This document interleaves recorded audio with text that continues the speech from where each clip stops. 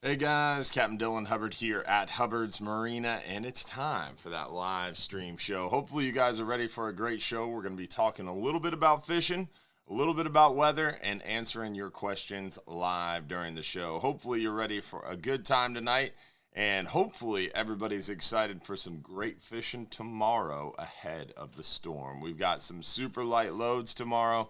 We added a special Monday 10-hour all day. Excited to get out there and capitalize on that pre-storm bite. We're going to catch a bunch of hogfish, lane snapper, mangroves, and more tomorrow on that 10-hour all day. We're taking the Florida Out There special to really focus on those hogfish as we prepare for a killer bite ahead of this weather. And then also, we're looking forward to a great weekend coming up. This thing should be out of here by Friday, and really excited for some great fishing on the backside of this weather coming up this weekend. So, some exciting stuff going on, weather-wise, fishing-wise, and more. So we've got a lot to talk about tonight, and hopefully you're excited because we're looking forward to having a good time tonight, answering your questions live during the show. Remember, if you have a question, make sure you text it to the phone number on the bottom of the screen there. 727-393-1947 is the phone number you want to go ahead and text, so that way we can answer your question live during the show. Then on top of that, also keep in mind, if you want a chance to win some free trips tonight, all you have to do is comment one time. That's right, all you have to do is comment one single time. Anything you want, comment whatever you want. And it could be a hello, it could be where you're watching from. As long as you comment once on the Hubbard's Marina Facebook stream, you're entered for a chance to win some free trips. We're going to give away a 5-hour half day for 2, a 10-hour all day for 2, a 39-hour for 1, and the Hubbard's Marina swag pack. That's right. So, got a lot to give away tonight. We got a lot to talk about. Want to make sure we give a shout out to our friends over there at Gator Jim's Tackle, 3301 Pinellas Point Drive South in St. Pete. Make sure you say hello to our friends over there at Gator Jim's Tackle, and then tell them Hubbard's Marina sent you. If you got a young angler with you and you tell them Hubbard's Marina sent you, you'll get a free gift for the young angler in your life. So bring a young angler to Gator Jim's, tell them Hubbard's Marina sent you, you'll get a free gift. It's a good time over there. Killer deals, great selection, good people. Even if you don't have a young angler, it's worth going over there and saying hello to our friends at Gator Jim's Tackle. Also, want to give a shout out to all of those in our supporters group. We've had a great time this last week in the supporters group, talking a lot, sharing a lot of information, and having a lot of back and forth. So you're missing out if you're not in that supporters group. I really appreciate everybody who is showing their support and helping make these live shows possible and fuel what we do even more. Want to also give a shout out, of course, to those who are sending stars. Really appreciate the star senders tonight getting us kicked off right. We have Stephen Batchelor, James McCullum, Jim Evans, Craig Robinson, Larry White, Richard Arthur Harcourt, Samuel Lang, LaShonda Brown, Keith White, Scott Flynn, Ryan Kelly, Jim Green. What's up, Captain Jim Green? Jasmine Marie, and then Tony Barnes with a big 500. Appreciate you, Tony. Thank you so much. Sam Lang with the big 490. Larry White with the big 500. James McCullum with 500 as well. Appreciate everybody shooting over the stars and showing their support. And again, furthering what we do here during our live stream shows. With that, we're going to get rolling into the photos, show you guys what we've been catching. Then after that, we're going to get a little into the weeds on the weather. And hopefully those 18Z models are ready, because I really just want to look at them myself. And you guys can watch along with me as I dig into that. But first things first, let's look at the photos and show you guys what we've been catching. So we're going to start out near shore and offshore first, work a little bit offshore, and then we'll work inshore, show you the the inshore photos.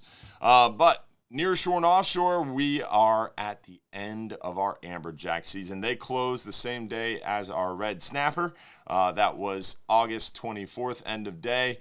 August 25th at 12:01 a.m., amberjack closed along with the red snapper. Oh, just kidding. we're getting right into inshore. I guess the photos are all mixed up. So you get what you get tonight. Mackerel bite has been pretty fired up lately around the flats. We're seeing a lot of them around the inshore bridges. A lot of mangrove snapper in the back bay water still. We're kind of in that transitional period already. We've got a cold front coming behind this storm. The cold front's actually what's pulling the storm to the northeast and making it kind of turn. So it's going to get chillier, not really chillier. It's going to get a little chillier. We're going to see a little reprieve from the oppressive heat, and it's going to be a little less humid, and that is going to mark even more of this transition where we start getting away from the summertime patterns into more of a wintertime pattern. Along with that, those mangrove snapper are going to thin out inshore. The bigger ones are going to work their way near shore and offshore. Pompano bite's still going pretty good. Seeing a lot of pompano. Our friend Dan the Fishman sent us that pompano photo. Some nice big redfish in the back bays in the early morning, working those flats, that surface lure, catching some nice redfish at night around dock lights, bridge lights, catching some nice redfish. During the heat of the day, cut pinfish has been a hot bait lately.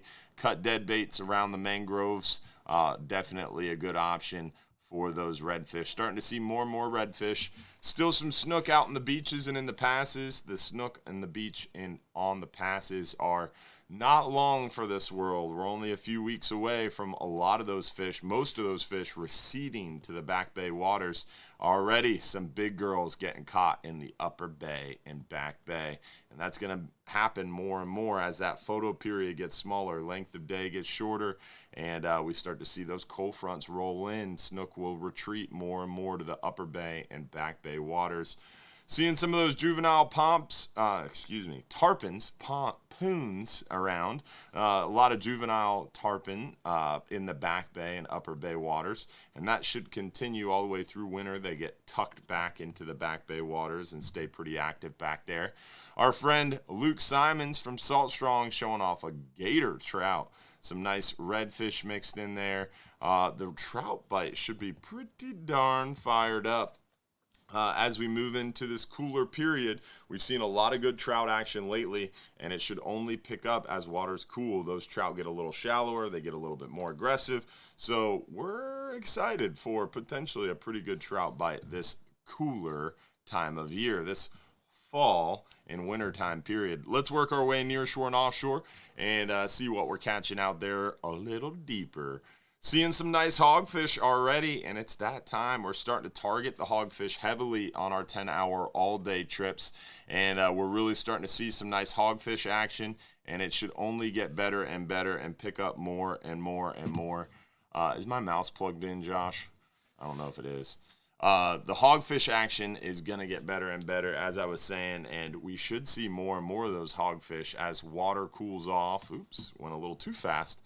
So excited as the hogfish pick up. You can see we're catching quite a few of them.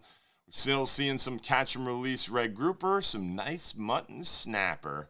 Definitely excited about the mutton snapper, and we're seeing some nice yellowtails as well. A few nice red snapper to close out our red snapper season. It is unfortunately over. The private recreational red snapper season will be open for weekends in September, October, and November, but those will not apply to us, so you will not be able to keep red snapper at Hubbard's Marina any longer.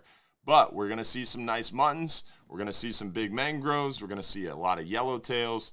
You've got chances for those scamp grouper. We're seeing a lot of different species too. So great opportunities to get out there and catch plenty of fish despite those red snapper being closed. Want to give a shout out to some more star senders. We had Adam Franklin with the big 500 stars. Captain Jim Green with the big 1,000 stars. Thank you, Captain Jim Green from Destin. He's watching along to see all the great fish we catch down here in Central West Florida. He probably doesn't know what a hogfish looks like, so you're welcome. Jeff Reedy with the big 1,200 stars. Appreciate it, buddy. Barry Long, thank you very much. Calvin Brisker, I appreciate it, buddy. Louis Canaveri with big 500. Thanks, my friend. Richard Harcourt, appreciate you, buddy. And then Nick Nieves. I learned I've been mispronouncing his name for like 5 years today. Big 3,000 stars. Appreciate you, my friend. Good to see you at Bass Pro Shops today. We did have our Bass Pro Shop seminar today at 2 p.m. We tried to stream it to Facebook. Unfortunately, had some technical difficulties, so we were only able to stream it to TikTok and Instagram. But it was still a good time, and if you missed it, you missed out. It was fun. But with that, we talked a little bit about what we're catching. Now it's time for the weather. And you guys know how this is going to go. So let's get into the weather. It's been my favorite pastime as of late. And Josh installed me this cool new little toy. So we're going to play with this too. Go up here at hubbardsmarina.com to fishing trips. We're going to scroll down to the weather links page. On the weather links page, let's just take a look at it real quick. See what the 39-hour forecast is. For Tuesday, 82 mile an hour winds. 82 mile an hour gusts. We can still go, right? Solid breeze there. 82 miles an hour. That is impressive. That's the St. Pete offshore buoy. We're going to go just to the map. Let's see what the North Middle Grounds buoy. Oh, I favorited it. I wanted to see the forecast. No. Got to zoom out.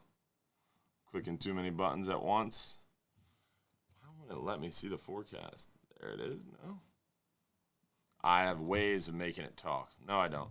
It's not on there. We'll get it. There it is. Just had to get it the right forecast or the right zoom level. So look at that. A little weaker up here, which is funny.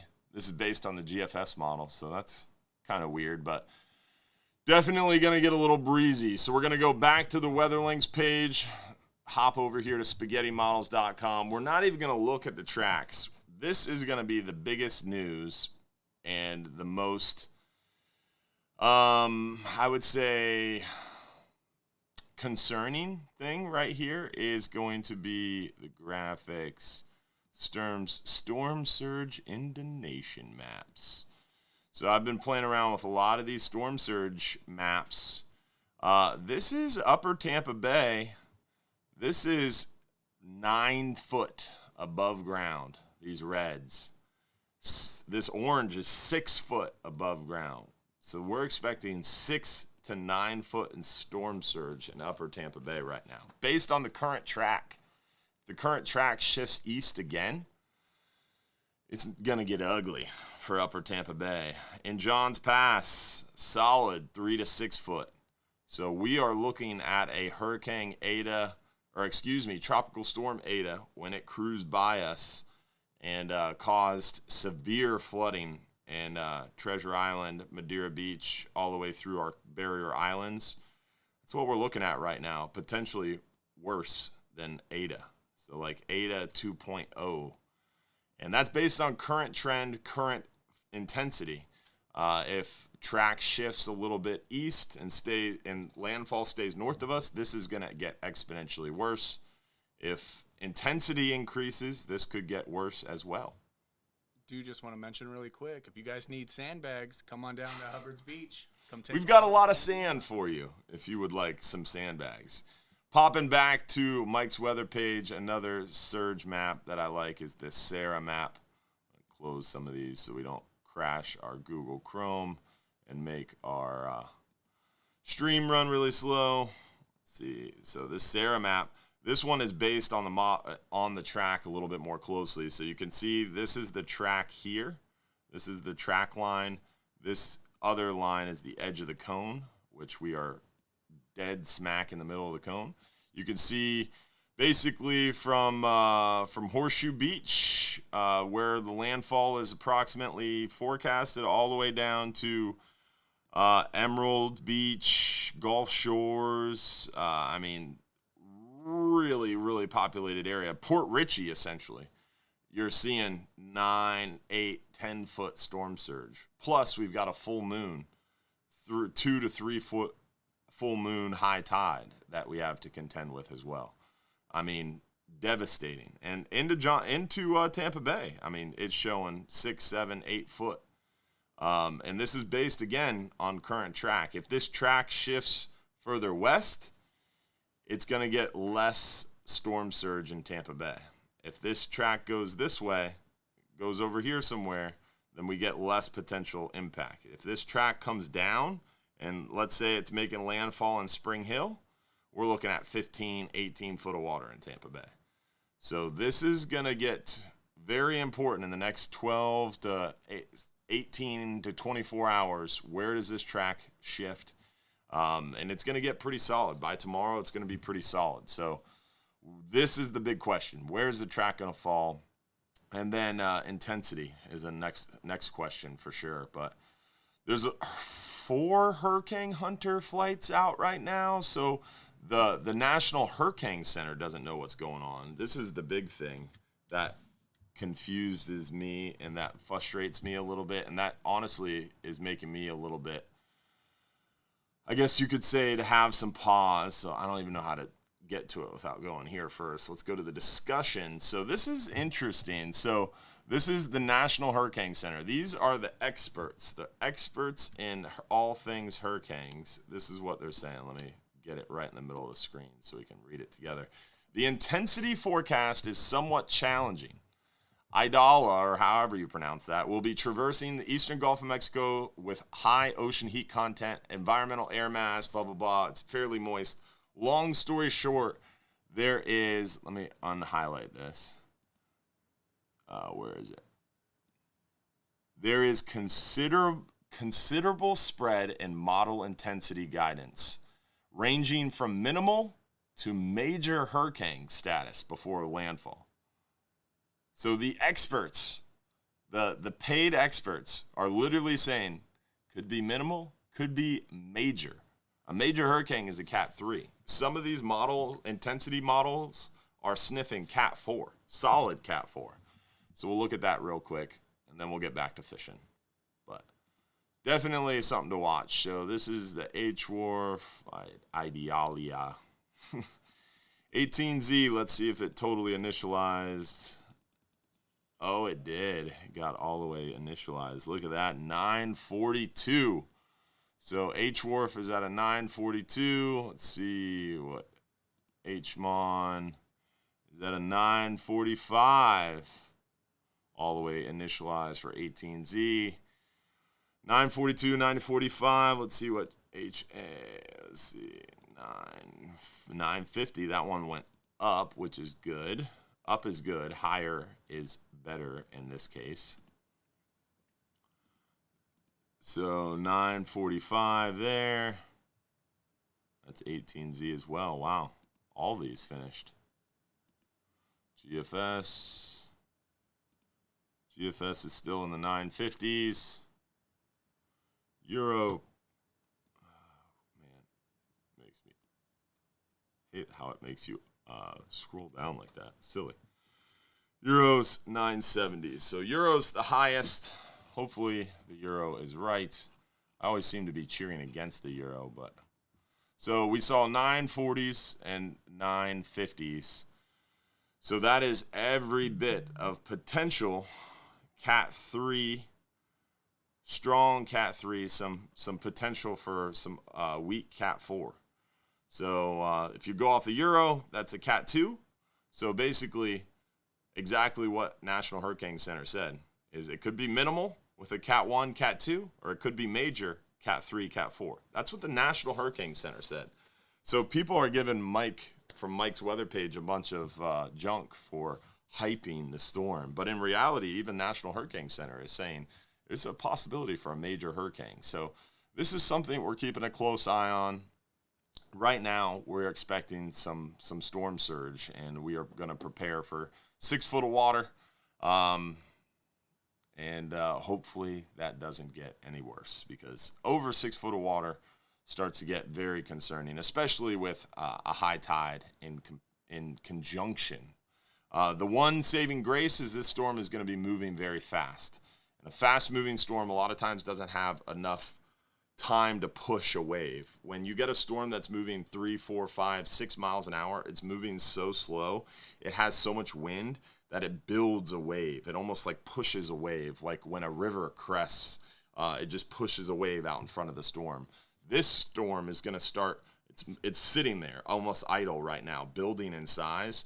But when it does start moving, it's going to be moving fast. So that is some good news in the fact that it might not be able to really build up enough speed to build up enough of a wave to really push a lot of wind or a lot of sea height, surge height with it. I want to show you one more thing if I can figure out where it is located, because this was pretty telling as well. I think it was Weather Nerds. Let's see if I can pull it up.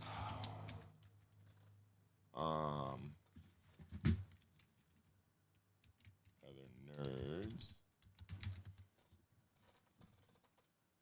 I don't think that was the right website. It was basically the width of the storm. Basically, it's right now, it's anywhere from 570. Here it is. Haha. Love when I get something right around here. Let's see. Pip. Update plot.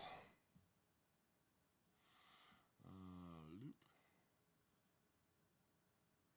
Yeah, loop.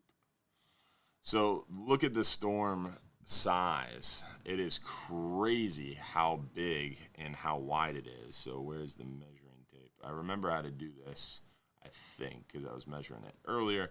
There it is.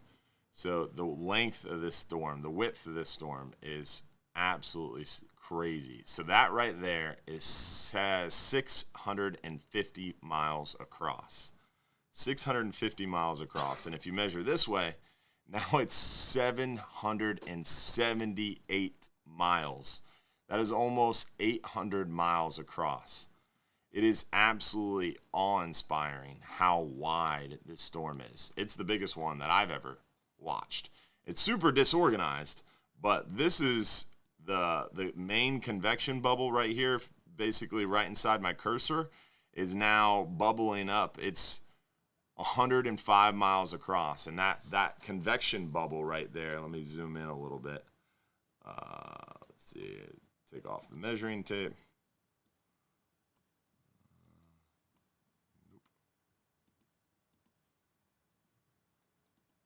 Excuse my noviceness. Oh, it's getting bigger. Update plot. And this is what's crazy. This little blue and or white and purple explosion, that's convection bubbling at center. So this is all showing an extreme strengthening of the core, this feeder band. So it is literally getting stronger in real time as we watch it here on the satellite. So it's going to sit down there and bubble tonight and strengthen and get its act together. And hopefully it'll tighten up, because nearly a 700-mile wide storm is insane. It is absolutely insane. And it's going to be far-reaching. It's going to go really fast. It's going to a fast storm with a deepening core of intensity means that it's going to get into almost Georgia before it weakens into a tropical storm. I mean, we're going to have a hurricane into Georgia, and then it's going to pop out into the Atlantic and very, very, very possibly strengthen again and skirt that Atlantic coast, South Carolina, North Carolina. Some of those surge maps we were looking at earlier, if you go up to South Carolina and North Carolina, are showing 6, 8, 9 foot. In South Carolina, Charleston, downtown Charleston proper, 6, 8, 9 foot. Crazy. So this is going to be something to watch for sure. But enough about that. Let's talk about some fishing. And like I said, the big positive thing here is fishing is going to be great tomorrow. So if you can make it out there tomorrow on our 10-hour all day, we've got a super light load. We're going to go crush the fish. And then on top of that, once we get out of this storm by Friday, it's going to be nice again, and fishing should be hot. Really, really hot. So looking forward to fishing tomorrow, capitalizing on that pre-front bite, and then looking forward to capitalizing this weekend on some really good fishing as well. So good options, good opportunities. With that, let's give away our first free trip of the night, and we will get into your questions. So, first free trip of the night, let's go ahead and give away a 5-hour half day for 2 guests. 5-hour half day for 2 guests. Lucky winner is, let's see, lucky winner, Justin Ensinger. I'm going to say Ensinger. Justin Ensinger from Colorado. Congratulations, Justin, on that lucky win of the 5-hour half day for 2 guests. We still got our Hubbard's Marina swag pack and that 10-hour all-day trip to give away, too. So we got lots more to give away. Don't go anywhere. And hopefully you guys are enjoying the show, too, so far. Hopefully I didn't bore you too much with the weather update. But that is definitely something we are looking at closely. So with that, we've got our good friend, Capt Mike Anderson, on the line. Let's chat with him and see what he's up to tonight. What's going on, Capt Mike? You there, buddy? Capt Mike. Hello. Hey, you're there on you the are. line. What's there up, you man? are. There you are. There you are. What's up, buddy? Not much. Just finished our little weather update here and looking forward to a little bit of a nautical midweek, but going to capitalize on the bite tomorrow. You're going fishing tomorrow, me too. I am. I wish I was going fishing Tuesday and Wednesday as well, but obviously that's not going to happen. Little nautical. Little naughty. Yeah, a little naughty. I get it. Mm-hmm. It happens, especially this time of year. But I'm looking forward to tomorrow. I got great reports from the weekend from my 866 Game Fish guys. So the bite was really, really good. One guy said it was eerily lonely out there today for a Sunday. Seemed like a lot of people were probably prepping. Yeah. Just doing what they got to do. But he said the bite was ridiculous. So I'm super excited for tomorrow morning to. I'm always, ramped up to go fishing after the weekend, but it's always good when the bite should be pretty good. So yeah, I'm looking forward to it. Yeah, I mean they're chewing, and we had some rain here again tonight, so I'm assuming they did probably all up and down the South Shore, Tampa Bay here. So it should be, water temp should be down and they should be chewing. We got a super high tide, which is going to push some fish in the trees. That part might be a little bit challenging in the morning. We're not going to have much of the outgoing tomorrow morning, but we'll, I think we can come up with a couple. So you should be a pretty good bite. Some good opportunities for sure. They should be ready to jump in the boat, and we're excited. Yeah. We got that 10-hour trip tomorrow. Going to capitalize on that and get that near shore bite going. Hopefully, get some hogfish, and got a super light load there too. So definitely excited. And then behind the storm, we're going to have 3 days of overcast condition, lots of rain, and then it's going to be a little bit of a cool front. So water temperatures should really start creeping down. What do you think that's going to do to our inshore bite then? Well, I mean, it's pretty obvious to me, especially, what I saw last week and now with the weekend report, that the fish are already in transition a little bit. Yeah. The snook are on the move. There's been reports, especially out around Egmont, of big schools of redfish coming through the passes, stopping and chewing for a little bit and then disappearing, which is telling me that they're starting to make their push up the bay coming in from offshore, which is always super exciting. You get those schools. The only tricky part to redfish this time of year is if you find a new school, and by new I mean just coming in from offshore. A lot of times it takes, a couple of days, sometimes even 3 days for those fish to acclimate to the shallow water and kind of, settle in a little bit. But once they do, they're going to chew really good. And with the snook being in transition now, especially, like I said, I talked to Captain Jim Pollard today, and he caught some fish in some spots that are, it's full-blown transition mode. So maybe a touch early even to see quite this much transition. But I'm excited for it. Again, it's, one of my favorite times of the year. These fish get on the move. They get hungry. They know wintertime's coming, and they usually put the feed bag on. So if I zig when I'm supposed to zig and I don't screw up and zag, we should be able to catch them. You know what I mean? Yeah, no, I mean, I think it should be a good opportunity this weekend as a lot of those fish are transitioning. We got a lot of snook still in the pass and on the beach, but it seems like a good number of them have thinned out. I mean, those huge, just unbelievable concentrations of fish have definitely thinned out already. So yeah, it's interesting. It's interesting to me. I don't know why some of them choose to go early. You know, why they don't make a mass exodus altogether. It's probably a good thing for us because it stretches this little fall run out a little bit. You know, before they all, you know, so it seems to funnel them through these places for the next 2 or 3 months, which is good as long as it doesn't get too cold too quick. You know, we should have a really, really good fall. Hopefully, you know, depending on what happens, I get the itch this time of year because we've been, you know, snapper fishing. Yes, the snapper fishing will kind of slow down, but we've been snook fishing hard here all summer. I mean, granted, a lot of it's on the beach, and now some of it's going to go to some more mangrove shorelines and things like that, you know, in and around the passes. But I you know, it's just one of those. I get a little antsy because we're not far from another kingfish run. Yeah. So sometimes this time of year, I just start to hope and pray that, you know, it doesn't get too cold too quick. True. And I know it's hard to even talk about that as hot as it's been, but you know, sometimes we don't even, for an inshore guy in a 25-foot bay boat, we never even get the chance to fish them because it gets windy. And then they're here and you hear the bite's really good, but it's a little too naughty out there for me to get to them. So hopefully, you know, this thing kind of goes, you know, in the way it's supposed to go. And we get a few days in there where, you know, because what happens is we snook fish so hard right now, we redfish so hard right now. I look forward to those kingfish days when we can break it up a little bit. We can go do something different. You know, you drag the kingfish rods with you instead of just all the snook and redfish rods and mix it up and get out there near shore on some of those wrecks and reefs and, you know, have a, you know, 30 kingfish morning. Those are pretty exciting days. So hopefully all that goes our way here.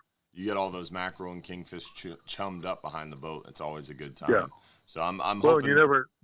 Well, you never know when the big school of redfish are going to run through there too. True. And this is the time of year, you know, we're headed towards, and this isn't the time, but, you know, October, November, you know, late October, early November, even mid to late November, depending on the temperature, we get those schools of giant redfish off the beach.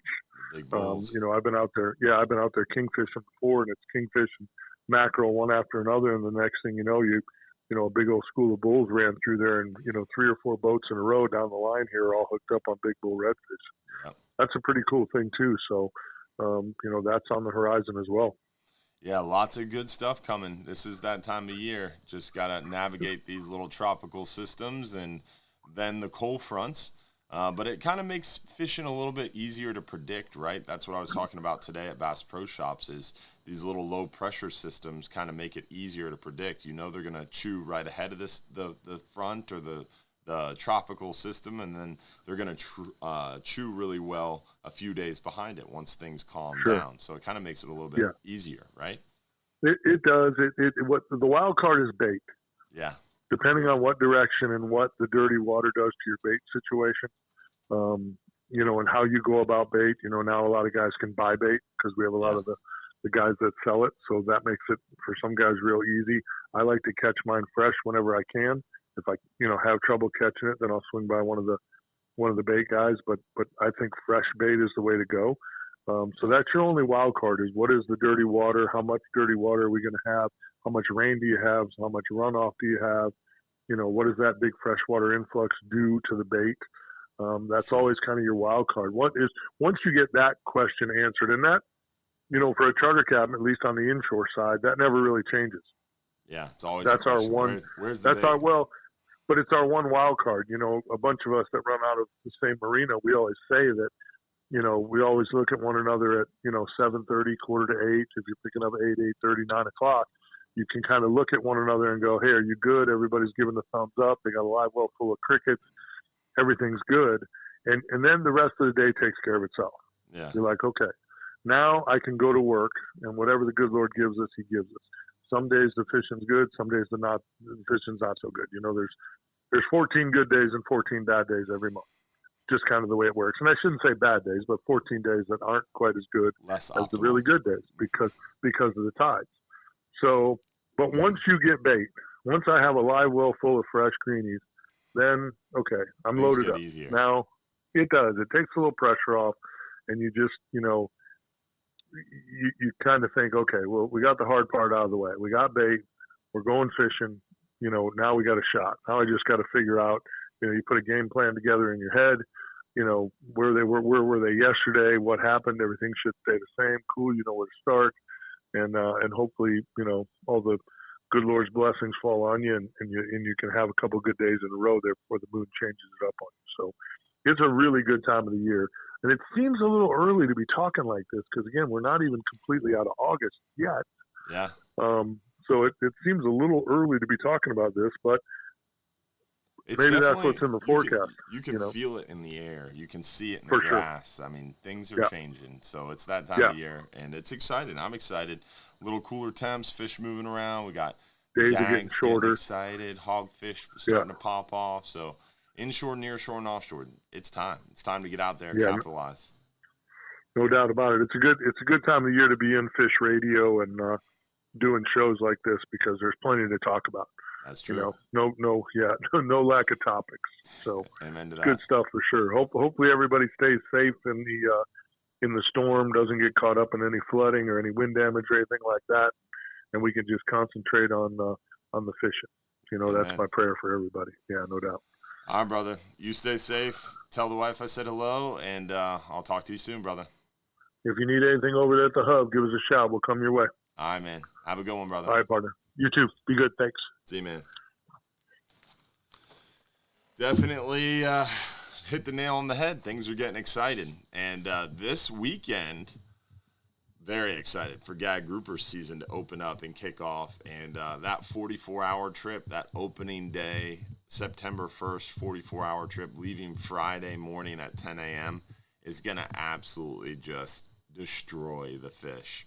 They're going to be so hungry and so ready to eat. It's going to be an incredible, incredible trip. So super excited to get out there this weekend on that 44-hour and kick off Gag Grouper season well. Let's get into some questions and see what you guys want to talk about. So first question, Curtis asked about Friday's 44-hour trip. Are you thinking it's still on? Yes. By Friday, this thing will be long gone, distant memory. It looks like Tuesday night into Wednesday morning, so sometime probably overnight period. It always seems to kind of hit at night when it's dark out, and that's what it seems to be trending, is sometime Tuesday night, early Wednesday morning. Then Wednesday through the day, we're going to get the tail of the storm. So even through Wednesday night, we're probably still going to be getting some pretty serious storms, serious bands. We're going to start seeing some bands probably Monday afternoon, Monday night. So from Monday night to Wednesday night, we're going to be feeling this storm.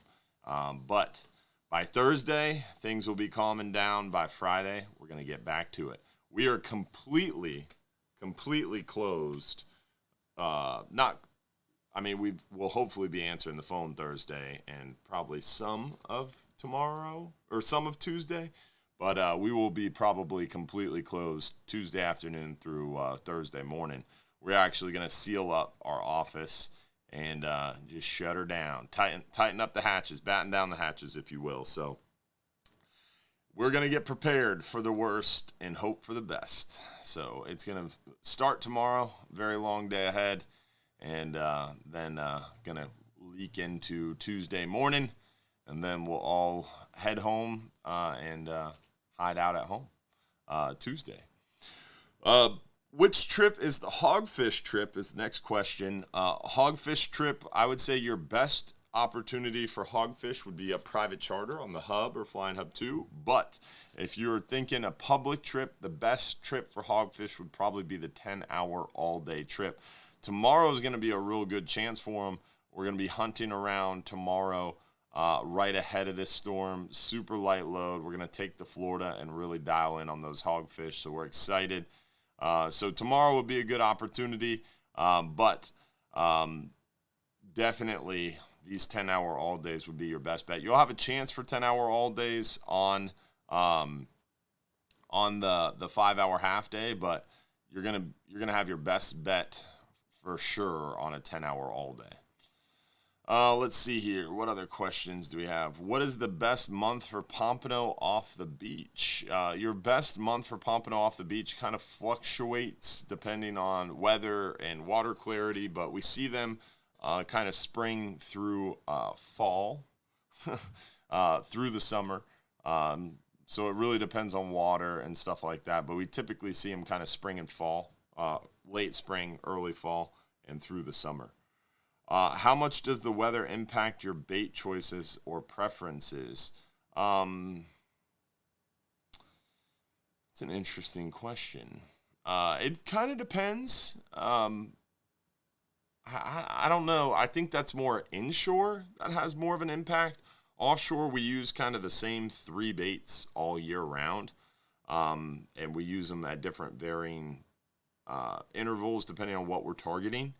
So I would say what you target dictates what bait you're using more offshore. Inshore, like for redfish, for example, you're going to use a lot of shrimp in the wintertime, cut dead bait in the summertime, and in the wintertime too, cut dead bait as well. And then some greenbacks in the fall and through the summer when the water's not crazy hot and into the spring. So kind of depends on the fish, I would say, more than anything. But we don't change baits based on the weather too much, other than if we're targeting different species. So like when it cools off, we're going to target some hogfish in shallower water and use those shrimp more often, right? So I guess the bait changes based on the weather because we're changing what we're targeting based on weather, I guess you could say. So I guess yes and no. Gag grouper season is going to be September 1st through November 10th. So that is our anticipation because that's what's announced and that's what we're expecting. We gave away our 5-hour half day for 2. It's time to give away another free trip. Let's go ahead and give away our Hubbard's Marina swag pack. That Hubbard's Marina swag pack. Let's see who won our Hubbard's Marina swag pack for one lucky winner. That lucky winner is Mike Seeger from Keystone Heights. Congratulations, Mike. You got 5 minutes or less to claim that free trip. Make sure you text us your full home address and your t-shirt size to the phone number at the bottom of the screen to claim your Hubbard's Marina swag pack. With the potential to have a direct hit, do you have a contingency plan to get the boat out of harm's way?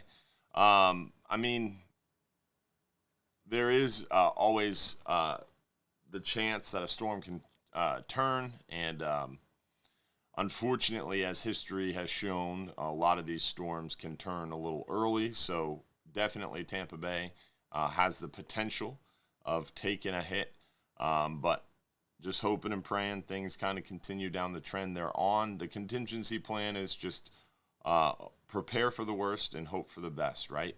But ultimately, yes, we would try to get those boats out into the bay, get the anchors out, and prepare for the worst and hope for the best. So that's the goal, and that's what we'll do, and see how she shakes out. But we'll be fine. We've been through this before. We have a great team. We have very, very solid pilings at the dock. We just invested. It was almost $80,000 and put 27 new pilings in, I think, a year and a half ago. So some good, solid structure there to hopefully hold us securely in place. Good question, though. Let's see what our next question is. Would the boats be moved further from the pass if a certain direction or track is predicted? Yes, we have a very specific standard operating procedure and kind of hurricane prep plan.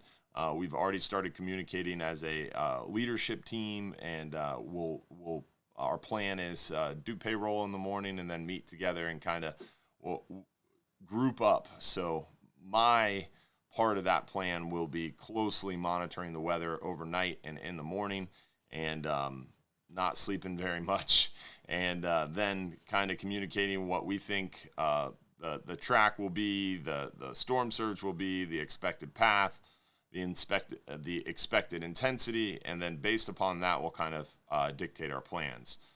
We are going to be stashing a lot of boats in a lot of different areas and making plans as the day progresses tomorrow. Like I said, very long day ahead tomorrow and into Tuesday, but we're going to do our best to keep our boats, our assets, and our company as safe as possible and prepare for the worst and hope for the best. Do you think we will really get some crazy high waves in the Gulf, like Mike said? Yes, definitely going to have some crazy high waves in the Gulf with a big storm. Some of the models are showing wave heights in the 40s, which is very likely. I mean, Katrina, we saw 50-foot waves in areas. Ian, we saw some pretty high seas right along the coast.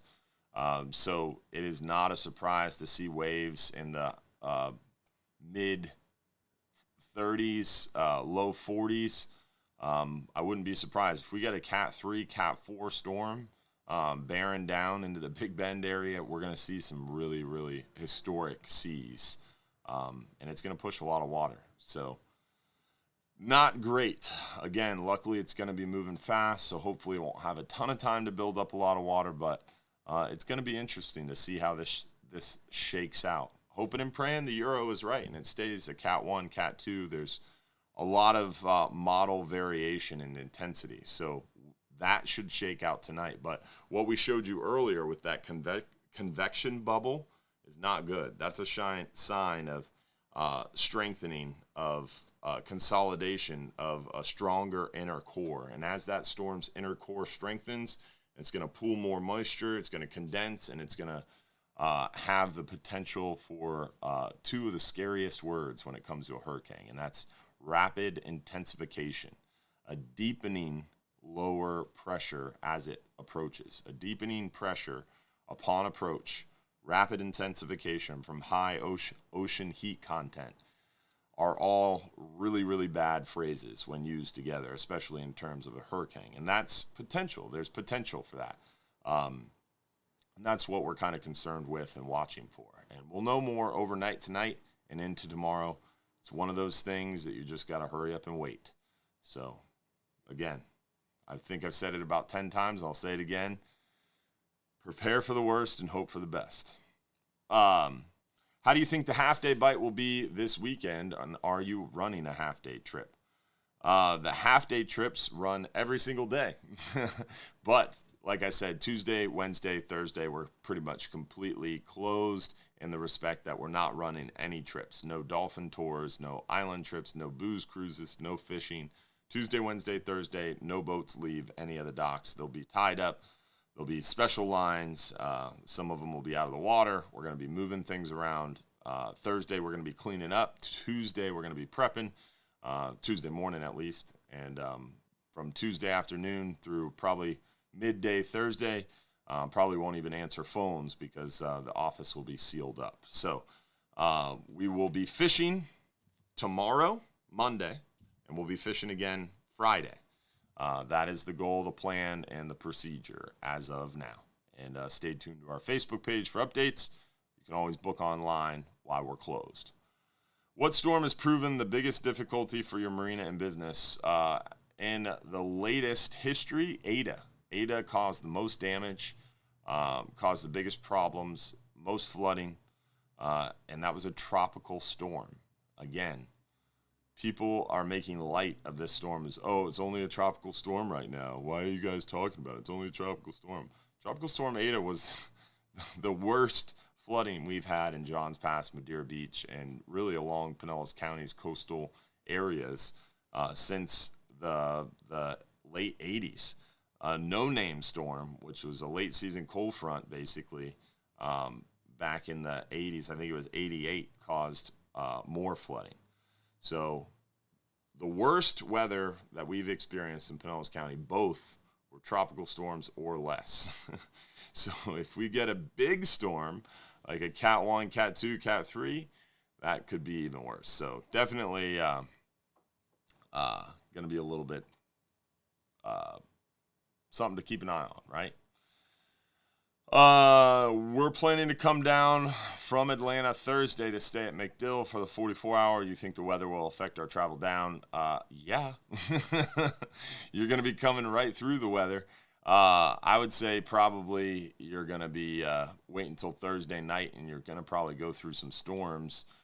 Thursday up in Atlanta, you're still going to be pretty much in the thick of things weather-wise. So you're going to have to drive through some weather potentially, but I don't think it will be quite as bad by Thursday, and it will be mostly moved into the Atlantic by Thursday, especially Thursday afternoon. So I would just delay your trip down until Thursday night or Thursday as late as possible in the day.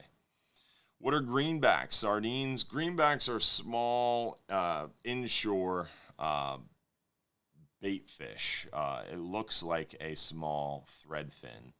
But they're anywhere from like 2, 3 to 4 inches on average. Greenbacks are just a small bait fish, small white bait, basically. What is the best time for snook and best bait? Best time for snook is really any time. Any time of the year you can catch a snook in our area. We have tons of snook in our area, and we have a great snook fishery in our area. My favorite time for snook around Johns Pass specifically is right now, summer. May, June, July, August, and into September. We have a bunch of snook in the pass on the beaches, crazy good beach snook fishing through the summertime. So the best time for snook is definitely right now, in my opinion. In the cooler months, once we start getting into the winters, the snook get further back into the back protected bay waters, up into the creeks, the rivers. You can go catch some really big snook. You got to soak dead baits in the rivers and creeks and stuff like that, so it makes it a little bit more tricky. Let's see here. What other questions do we have?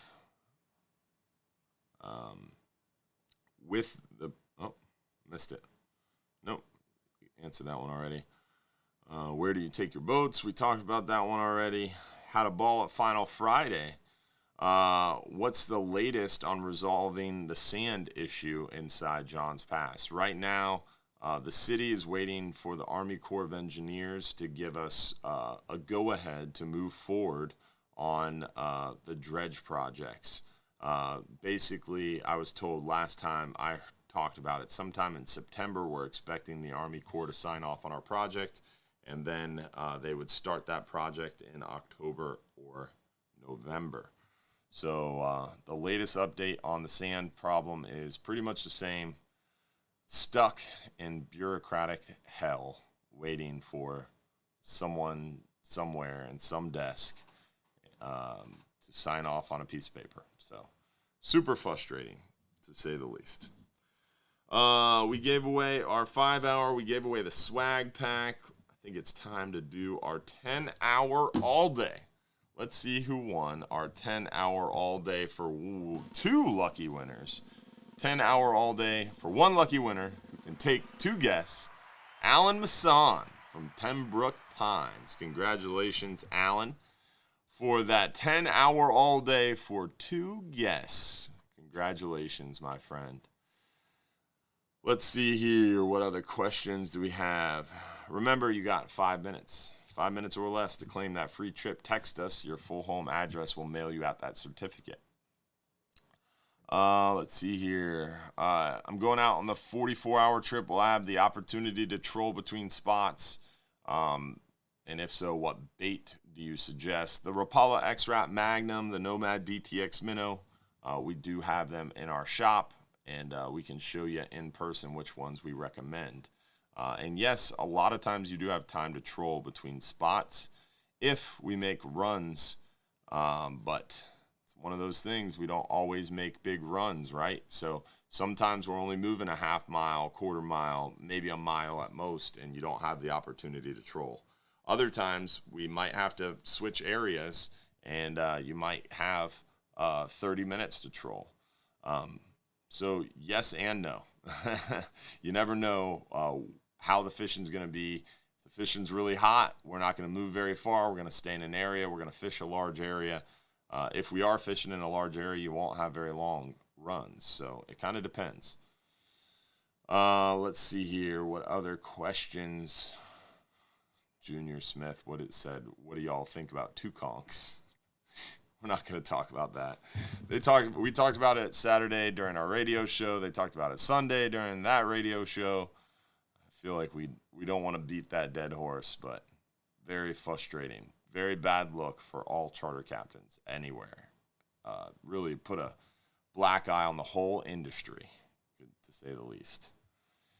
The customer is always right? And that's true to a point. Sometimes the customer is wrong, and there are safety issues that you have to address. But in that case, in my opinion, the captain was wrong to react that way, period, even if there was a safety concern. And if there is a safety concern, there's a right way and a wrong way to handle it. He handled it the wrong way. But customer shouldn't have had the opportunity to potentially send the captain overboard into the props, right? So there's just a lot of little things. It's funny, whenever there's like a big accident, nautical accident, like a boat sunk or a boat accident occurs or two vessels strike each other, they always do an investigation, and it's always a bunch of little things that add up to a big problem. And in that situation with the two conchs thing, basically what happened, in my opinion, is it started out before they left the dock. That's where it started. The captain should have given the guests a safety briefing on where they can stand, where they can't stand, where they can go, where they can't go. Then on the boat, another time is, hey, this is the helm area. Don't go in this area. Don't touch anything on the dash. You shouldn't be over here. There's no opportunity to slip and accidentally hit the controls if you're not in that area. Then the captain shouldn't have left the controls at a live helm. If the engine is on and the potential to slip and accidentally put the boat in gear is there, the captain should have been in control of the vessel. As a captain, we're responsible for everyone's safety on the vessel, including our own, including our passengers, their crew, everybody. You're in charge of everyone's safety. So for him to put himself at risk by walking to the back of the boat and leaving a live helm, that's a problem. So the captain, in my opinion, was at fault. And then he was further at fault by screaming and cussing at individuals with a 9 and 12-year-old kid on board. Just absolutely out of control. Many things went wrong, but small things added up, right? Didn't have the left the helm, which is a huge one. Left the engines on, which is a huge one. Didn't give proper safety instructions. Didn't properly inform the crew or inform the passengers. Not everybody is a boater. Not everybody knows not to get behind the wheel or accidentally try to put a hand up on the dash, right? So many things went wrong. Moving on. Will the storm lower the Gulf temperature at all? Yes, 100%. We're going to have 3 days of overcast conditions and tropical rains. Rains come from the upper level atmosphere. Rain is chilly. Rain is cold. So it is going to lower the sea surface temperature a lot. And it's going to stir things up. If we get 44-foot waves, that is going to upset the Gulf. It's going to turn over the Gulf. It's always cooler on the bottom than it is at the surface, right? The sun's beating on the surface. Sea surface temperatures are super high, but it's cooler on the bottom. So now we're going to get a bunch of rain, and then we're going to get a bunch of stirring up. Someone's going to be out there in the Gulf with a big whisk, stirring the Gulf up and turning it over too. So that cool weather that was on the bottom is going to be all of a sudden pushed to the surface, and we're going to get a lot of cool rain on top of the surface as well. So a lot of things are going to change. The storm is going to shake things up, and it's going to make those fish chew. Fishing is going to be great tomorrow. Fishing is going to be great this weekend behind the storm. Definitely want to get out there and enjoy the good fishing tomorrow ahead of the storm, and this weekend race offshore on that 44-hour. Join us for a long-range adventure to capitalize on that good fishing. I hear you mention split shot sinkers often. What weight or size are you talking about? In Colorado, we have them to BB size to half ounce. That's exactly what I'm talking about. Split shots are super small weights. They're less than a half ounce in most cases, and they crimp onto the line. They're used for like sheep's head fishing, mangrove snapper fishing inshore. Super, super light weights. It's nothing for offshore fishing. Want to give a shout out to some star senders. We had Richard Harcourt again, Stephen Batchelor, Richard Blazak, Richard Harcourt again, John Bull, Richard Harcourt again, and then Eric Seberg with a big 500 stars. Appreciate y'all. Also want to make sure we remind you guys we have some events coming up, lots of events coming up, and we need to make some Facebook event pages for you guys, which we'll be doing sometime soon when we're not battling hurricanes. But October 3rd, we're going to be the special guest at the next Bartow Ford Real Animals Fishing Conversation. So I'm excited about that. You can come see me in person, hanging out with Captain Mike Anderson in person. And I'm going to drag, hopefully, Mike Mahoney there as well. So that's going to be fun. That's October 3rd, 6 to 8 p.m. at Bartow Ford. There's going to be free food from Silver Ring Cafe. There's going to be Engel coolers given away, Bull Bay rods given away, Real Animal swag, and Hubbard's Marina stuff too. So don't miss out. October 3rd, 6 to 8 p.m. at Bartow Ford. Then October 7th, we have the Off the Hook event. That is a in-person fishing expo at Safety Harbor. Off the Hook, we're going to have some more information on that coming too. That is Saturday, October 7th. I will be speaking at 11 a.m. at that event. It's going to be pretty cool. September 29th is Final Friday. Make sure you mark down your calendar. That one might be a little bit special, a little bit different. So September 29th, Final Friday. And then Saturday, September 30th, we've got a special event at St. Pete Fishing Outfitters. That's going to be really fun as well. So hopefully we'll see you for all of those events. Make sure you mark them down in your calendar. Again, September 30th, St. Pete Fishing Outfitters. October 7th, Off the Hook in Safety Harbor. October 3rd, Bartow Ford. And then, of course, every final Friday, every last Friday of every month. Make sure you join us. All right. We talked a little bit about the weather. A lot of bit about the weather. We talked a little bit about fishing. Hopefully you guys enjoyed the show tonight, and hopefully we'll get an opportunity to see you guys sometime soon inside Fish Famous John's Pass at Hubbard's Marina. Make sure you tune in every Sunday night right here for this live stream show. Off the Hook with Captain Hubbard is the name of the show. Make sure you follow us on TikTok, Instagram, YouTube, Snapchat, TikTok, Trovo, Twitch. Make sure you like all our pages. Make sure you interact with us. Stay tuned as we move through hurricane coverage. You want to stay tuned. Make sure you follow me personally on the Captain Dylan Hubbard Facebook and Instagram.